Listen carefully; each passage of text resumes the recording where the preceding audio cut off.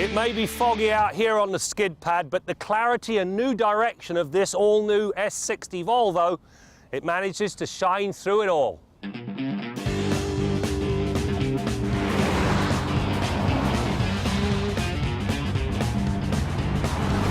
The latest S60 moves the brand further away from the squared-off design theme by incorporating a fast, almost coupe-like roofline, a broad stance and a strong face.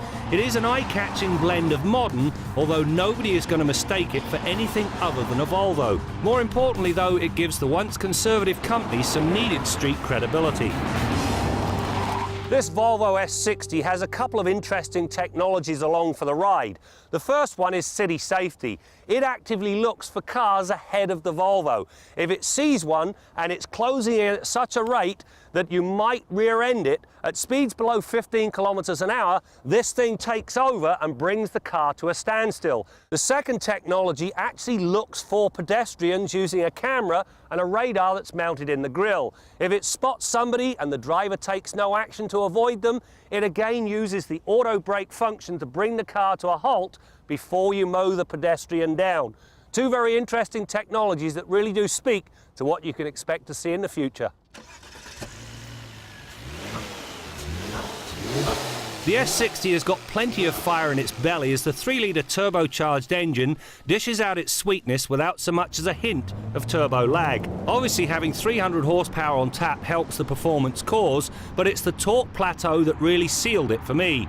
The 325 pound-feet of torque shows up at a low 2100 RPM, and it stays with it through 4200 RPM, which is right about where the horses begin to gallop. As such, there is one long, strong pull from rest to serious speed. It puts 100k on the clock in 5.8 seconds, and it accomplishes the 80 to 120 passing move in 4.5 seconds, which is quick for a full-bodied sedan. All 2185 kilograms of it. The interior of this S60 has been very well thought through, and it really is a very nice place to spend time. The materials are excellent, the two-tone steering wheel is a welcome addition, and you get two of the most comfortable seats in the industry. You also get a very good audio system if you go for the optional unit. The one thing that lets everything down, this fake wood, well, it's fake. The power is relayed to the road through a 6-speed automatic transmission and a sophisticated all-wheel drive system. The former is a slick shifting affair that features the right ratios and manual or sport modes. Now, I never did use either of the latter, as normal took care of business quite nicely, although I would have appreciated paddle shifters given the performance side of the S60's makeup. The all-wheel drive system is worthy of note because it not only divvies up the power front to rear on an as-needed basis, it can vary the torque between the left and right wheels by applying the appropriate brake, which minimises understeer. One of the technologies this S60 features is a lane departure warning system.